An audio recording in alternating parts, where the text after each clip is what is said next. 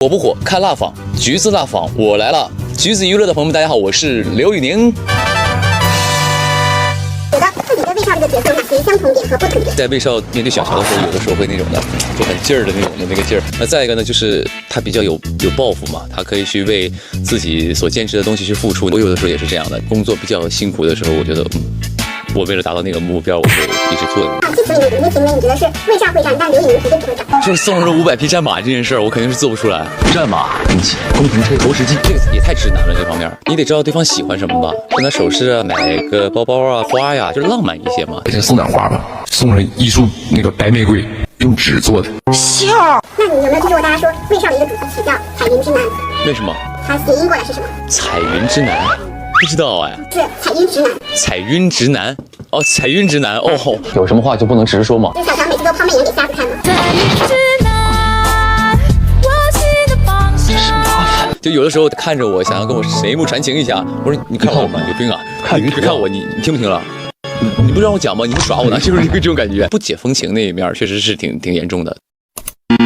那其实这部剧是两人合演的一个角色，现在来再看的话，有什么不同的感受？那个时候想到我就敢演，想到我就敢做。我想这么个段子，我就立刻想要跟对方说，我说咱俩这么搞好不好？那个热情是2年前的那个我，就有点初生牛犊不怕虎的那个感觉，就是创作欲望非常的爆棚。现在我会更加想一些人物底层的东西、内核的东西了。如果现在再让我去演卫少，也未必能演出这个现在大家看到这个卫少里边的一些少年气了。那你是开弹幕追剧是不是？哎，我还真是，我觉得不开弹幕追剧是缺点什么东西啊，就感觉好像很孤独。开倍速吗？我不开倍速。那你在看弹幕的时候，有没有哪对弹幕是你特别忍不住想回复的？哦，肯定有，就比如像说不认可我的善意的调侃，我觉得都 OK， 但你不能就是人身攻击，那个就是比较讨厌的。所以看到那种弹幕，我直接就屏蔽掉。谁要播出之后，有没有主动去上网搜一下这个名字做评价？互联网这么发达，不用你去搜，它就是哐给你推。你会点击看一下吗？我不会看，但是男主真的不适合这个角色，如果谁来演就好了。这个当然别问人家愿不愿意呀。看你在直播的时候说过，说这部剧的很多情节挑战人死线。原著那个桥段拍不了，非常吓人。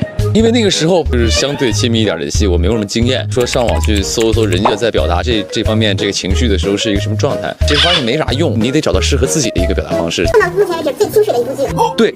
对，就是这么回事。我觉得大部分观众看的并不是说那个就整那一口亲个嘴儿，好像就多么的甜，其实不是。你真的情绪到了，哪怕握个手，你都会觉得哇，好甜呐。出真能的，哪怕一个称呼都会觉得让你一瞬间欣喜，这才是厉害的，而不是说直接上手上嘴。拍摄过程中让你比较害羞的一场戏，光膀洗澡啊。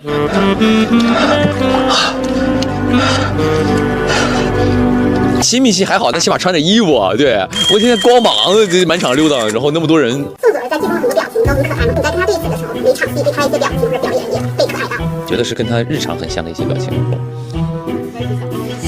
小，心眼更小。所以每次看到这种东西，又开始了，又来了啊，准备了，就这种的啊。那如果让你还原一下，他这个喝醉酒那场戏，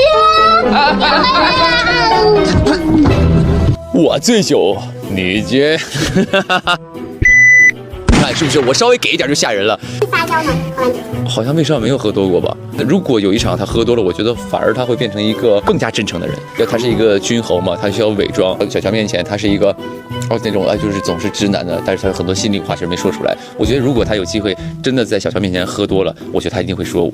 你真的很漂亮，你真的国色天香，你真的迷倒我了，真的很喜欢你什么之类的，他会把这个心里话酒后吐真言嘛。他最重要的台词说是靠近乔家人会变傻，靠近宋祖儿会。靠近宋祖儿会变得年轻。因为他身上有很多活力，他也有很多新的想法，他又很好相处，就会让你觉得整个人就很开朗，很快乐。这部从目前的播出效果来看，其实还挺好的。你对现在成绩是满意的？哦，那不然呢？得满意啊！第6天破3万了嘛，感谢所看我们剧的这帮朋友们嘛。我觉得主要是他本身也给了演员底气，不怕你不看，就怕你不来。那听说你的粉丝朋友们就是好奇你跟你发视频照，是真的吗？在不在的时候，他们就喜欢逗我就赶紧跑，还有别的事要忙呢啊！那投入行业是到现在很长时间了，觉得自己作为演员的话，是在面对每部戏播出后观众的一些反馈，这些年来有什么变化？以前我会很在意这些别人的贬低我的东西，我反而看不到那些称赞我的，所以现在我会分辨什么东西是我需要去改进的，是需要我去努力的方向。但对于那些直接谩骂或者人身攻击的那种的，其实在我这儿已经什么都不是了啊。让人家做一件事的话，你想说什么？其实我用过这些东西，写一首给戴咪写的歌，然后他就哐给我生成了好多这个歌词，但也不太行，自己来更不行，还赶不上他呢。对，但就觉得这个是不行的啊。就评价粉丝的评论并回应。魏少是魏少，学什么刘玉宁？10层8层的防谁呢？朋友们，因为剧组真的很冷，拍戏的时候不是闹着玩的，该穿秋衣得穿秋衣，该穿秋裤得穿秋裤。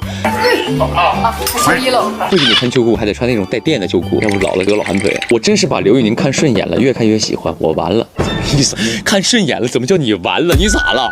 朋友们，千万不要被网络的跟风所带领节奏，他们说什么就信什么。你要真的被人所引导了，你就是这个世界的 NPC， 你懂吗？你要做你的主人，你喜欢什么你就追求什么，你要用自己的判断，有自己的理解，对不对？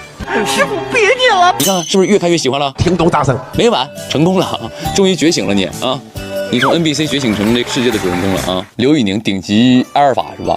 然后内娱最会说闭嘴的男人，阿尔法不太行，也不太了，可能是稍微的能演出几分的这个男人的这个东西吧，但是不敢说顶级啊，一般级别。看一下这个闭嘴。闭嘴！这么温柔吗？闭嘴！闭嘴！看开推，感觉这个刘宇宁好会哄女孩子。我要求以后对我们粉丝也甜一点。节目当中说完那些东西，金靖不会当真。但我跟你们说完之后，你们会当真。不要跟我对视，你很迷人的，你知道吗？很容易陷进去的。你这话要跟粉丝说完，他真信了。刘宇宁不会让每一条谣言过夜，怼黑粉这种小事儿，从不用粉丝下场。我的意思是什么呢？就是尽量不要跟别人吵架，吵到最后一点意义都没有。友善发言，文明评论。有的时候直播会提一提这些黑粉的言论，就是其实对我来说就是直播素材而已。就是你看我直播总得有内容吧？那怼黑粉就是我的直播内容，很有功能性的啊。开播前有没有发给朋友们安利这部剧？没有，我真的不知道什么时候开播。不是你看我剧啊，他说啥时候播？不知道，你们耍我吗？因为我都是开播当天才知道的。看自己的剧的时候有没有因为害羞快进？不会害羞，我其实对我来说都是一种复盘。和宋祖儿天场斗嘴的时候，有没有觉得自己的小嘴比他更厉害？也不会这么骄傲了，因为他确实说不过我。对，有没有拍的时候没有想那么多，但播出后观众却解读了很多的细节？到目前为止还真没有，因为我们其实拍的时候就想了很多那就说明观众就是 get 到了，他们真的很厉害，有没有觉得自己给自己的剧唱 OST 的时候更容易带入？这一定有的。有没有帮身边的人要过别的艺人签名照？我帮我姐要过一个。那去 KTV 的时候有没有点过自己的歌？呀，那肯定得点，也不是说自己想唱，真的很少去 KTV，搞这种犯傻这种的，真试试我就不太行啊。这样可以啊。玩的你跟斯拉先拍一哎，拍，等我一下。Hello， 新浪娱乐娱行实验室的朋友们，大家好，我是刘宇宁，欢迎各位。魏少遇见小乔的时候，有一个冷厉到失神的眼神，是，然后那个喉结还在滚动。哦，是吗？观察这么细致呢？你是大夫吧？对。你是如何设计这段戏的？那个其实不用演的，因为你确实你不做预判的做那件事儿，一拉开以后一看。确实蛮好看的哦，就是会有这种感觉，哎，确实长得不错，就是你会有哦，挺好看的，就是你内心的潜台词，哦，这么好看，就你自然而然就有了。大家总说演戏是真听真看真感受吧，你真的是感受到看到她的美貌的那个本能的东西就会出来嘛，对。所以直播中一直在夸左儿好看，还真的挺好看，真的好看，嗯。网友说明显看到你的眼睛变大，你怎么说？是我还看网友说这个男人怎么4条眉毛，他说眼睛和眉毛一样粗，然后突然眼睛都变大了，就是眼睛一亮嘛，眼前一亮，确实被他的美所震惊到了啊！哦，人家是妈宝男是吧？他说这是妻宝男啊，妻子的宝藏男孩嘛，对不对？可以的啊。我忘了是哪里说的一句话，就是作为一个男人听老婆的话，好像是能够就是升官发财的感觉啊。妻宝男要做到什么？尊重自己的妻子嘛，尊重她，爱护她，照顾她，保护她啊。那最近一直被吐槽说是大直男，还真的是魏少是个直男。那刘宇宁有没有什么给他支一下招，摆脱这个称呼？就以后送礼物的时候选点这个，别那么粗俗的，直接送人大炮这种的，坦克这种的那个还行，就送点女孩子喜欢的东西。还真没有。首先是这样的，我这个人就是。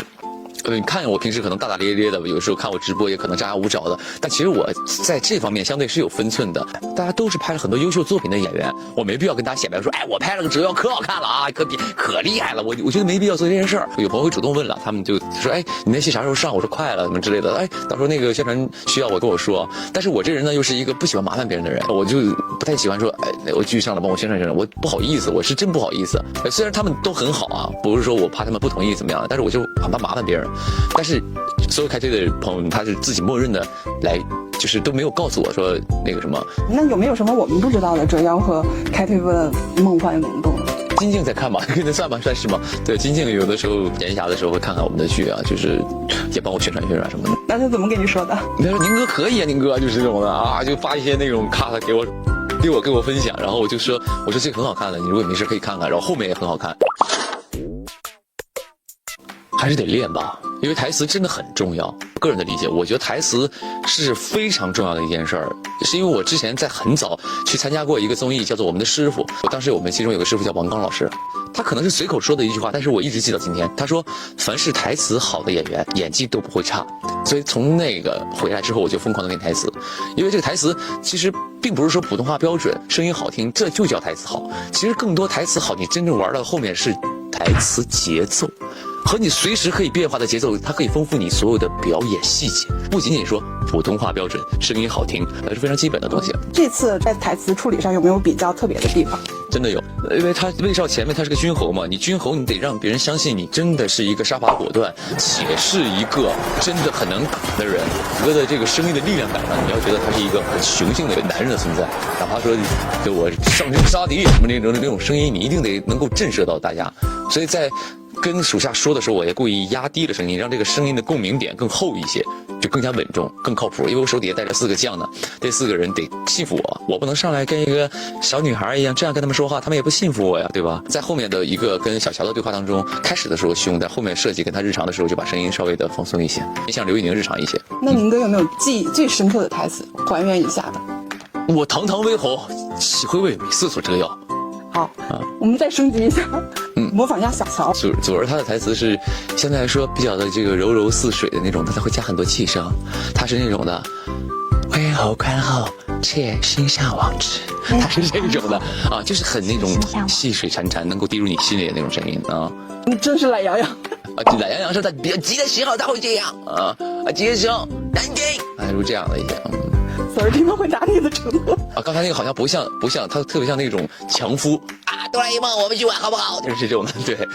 那不是让戴米陪你去看剧了吗？戴米有表现出不一样的情绪吗？他没有，他纯就是工具人，人家戴米就是根本也可能也看不懂，被我拉着来拍了张照，好像他能够看懂一样。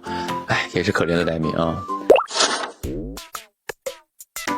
今年亮点就是这个演唱会真的是准备了很久。前2天我们刚开演唱会的会，无论从海报啊，从那个舞台定制啊，包括从音乐上的修改啊，我觉得都是做的我满意。我就想说，因为我时隔4年了才开这个演唱会，那这一下一定除了一路陪伴我的歌迷来观看以外，就希望有更多是因为看了我的剧，就是认识我刘宇宁也能看我演唱会的人，所以把这个做得更好一点，就可能能够让演唱会这件事儿，比如说这一次巡完了之后，可以很快的下一次巡。你把口碑做出去了，就是你后面就不会愁了嘛。之前有说有机会的话会挑战唱跳吗？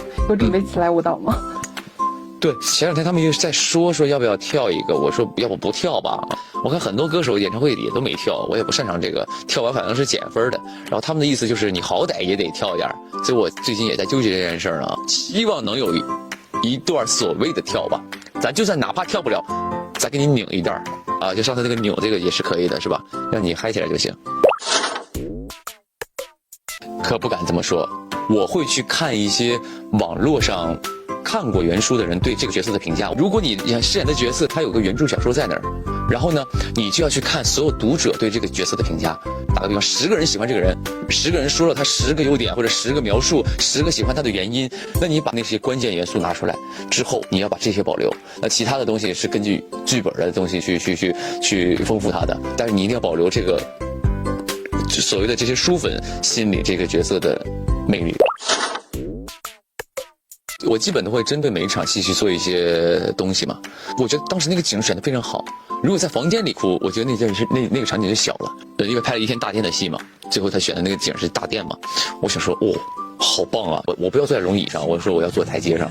我坐在台阶上，就是你很孤身一人，你会发现你真的很孤独，然后能够陪伴你的只有你已故的这些祖父啊、父亲还有哥哥嘛。而且你在那么空旷的大殿当中，你又不能哭出声。打个比方，你当为一个君侯，你在那个屋里嗷嗷叫，那也就是很垮，就是你又难过又悲伤又无助，没人陪伴你，又没人理解你，然后呢，你又背负了很多东西。所以那场戏其实就挺真诚的吧，就越想越委屈，但是那个委屈又得憋着。我其实大概记不得当时是怎么演的那场戏的，但是我在看的时候，我就觉得那个情感一定是真的。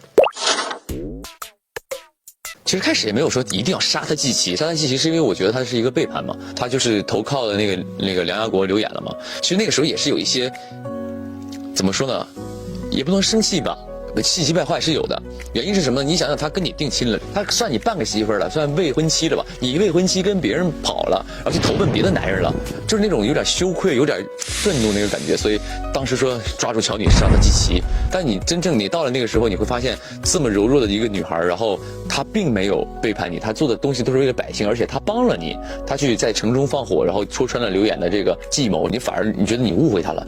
就是你会觉得有些亏欠他，你从那个亏欠当中，就是再加后面的一系列的一点慢慢相处，感受他的真诚、他的温暖和他的美貌。当然，对，就是他一点点打动了你啊。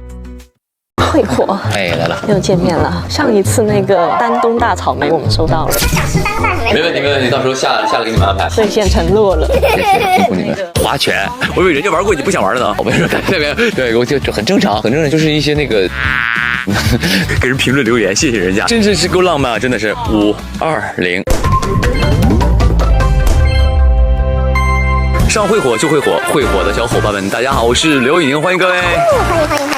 那其实我们也有热身游戏哦，但是刚刚上一家玩过了。哦，他已经玩过了，所以我决定，我也要 PK 一下。你也要不玩了？我以为人家玩过，你不想玩了呢。但是我们是升级版，就双手石头剪刀布。划拳，双手同时石头剪刀布，然后迅速撤回一只手，看最后剩下那只手谁赢。可以，来，石头剪刀布，撤回一只。对不起，石头剪刀布，刷。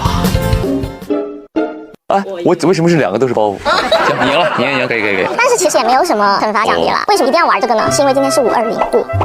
哦，真是够浪漫啊！真的是520啊！石头剪刀布，哇，真不错。是的，好嘞，那我们开始正式的问答了。就最近折腰、开推还有音综都在同时宣传了。是。就这么多作品同时在一个宣传期是怎样的感受？感受就是第一，我本人肯定是很开心的，然后但是苦了我那些这些朋友们了，就是感觉看不过来了。打个比方，今天音综那边发了我的那个 cut， 然后他不仅还要看，还要去给人评论留言，谢谢人家说，哎，这个给人评论留言。然后今天这个剧宣了，然后又来忙活剧宣的事儿，然后又看我们的剧，然后又各种，对他们比较辛苦，我还好啊。那折腰开播的时候，你是跟我们一起知道他是要空降，还是说比我们提前知道？我真的是当天才知道的。那知道他要空降的时候，第一反应是什么？我终于去播了。那就是2年前直播的时候，你就说这个角色比较难饰演嘛？你觉得难在哪些地方呢？其实真的很难。魏少这个角色真的很复杂，他并不是说传统性的，你只要想一个帅的这个样子，这个状态就可以了。他其实有很多小的东西，你要把那些小的日常的东西把它演出来，那个是很难的。这是第一。第二呢，就是他会有一些光膀的戏份什么之类这种的，然后包括一些情感戏，确实挺难的。现在我再回头看这个东西的时候，我就想说，哎，当时还真的是可以。其实我挺认可，因为我那个时候的我的最好的一个发挥，最好的一个演技，所以我也挺满意的。那你当时也有说过剧中的一些桥段会去搜对什么的戏去？是。像这部戏里边有一些桥段呢，是需要上网去查资料，得去学习的。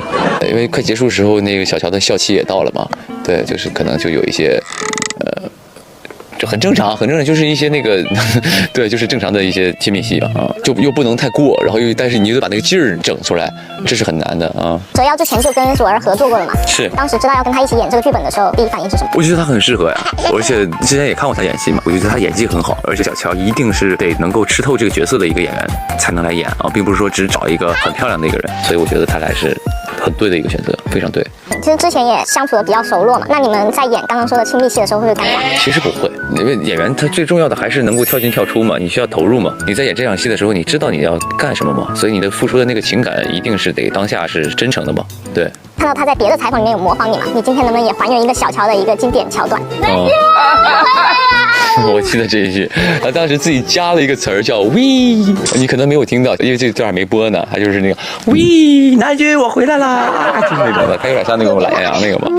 看到有一场戏就是扇到你的脖子嘛，对，还记得这场戏吧？当然，因为他不好意思打我，确实他不太敢打我。我让他真闪，又拍得很紧，景别是很紧的，你一定得打到嘛。他不太敢打，所以就后来确实是打到了，但是打的这个部分，打的下颌线啊。那就是你自己也有在追剧嘛？追剧的过程中有没有被自己逗笑的那种桥段？还真有，就是那段那个盖被子装睡那段，我就觉得我当时那个处理还挺好玩的，对。然后现在所有的剧粉都说，遇到楼梯和遇到下雨天都要魏少的抱抱，然后他们都喊话说要全国寻抱，对此你有什么想回应的吗？叫我全国寻抱，你怎么不害臊？对，我这个突然押韵啊，莫名其妙就是这种，就是全国寻抱，就不报了吧，报不过来。然后我最近这个一直这个在减肥，所以比较的虚弱，有机会好好的健身啊，健身再说吧。大家都说《红尘客栈》这首歌跟折腰很适配嘛，今天有没有这份荣幸能够听到您现场清唱一小段？红尘客栈，我其实以前就很喜欢这首歌，但恰巧里面有一句任武林谁领风骚，我却只为你折腰嘛，然后又和一些我们那个影片去做二创剪辑的时候就很有感觉嘛。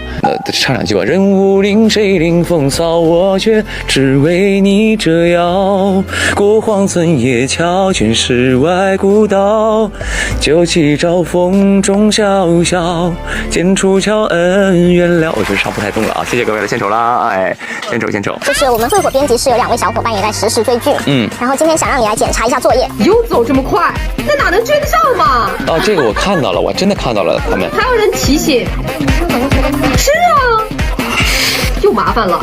他肯定，你看，脚步踱步，还在等着呢，等着跟他一起走。就是他们是很能 get 的这种桥段，包括2个人物性格的2位非常好的朋友。他们最厉害的是，比如说今天刚上，打个比方刚更新，过一会儿他们就出来蕊了。他是这么一个存在，这2个朋友特别好。小付和佳怡，那个你们俩后面一定要继续蕊下去啊，帮宁哥好好宣传，谢谢你了，拜托了。过年的时候给你邮草莓哦啊。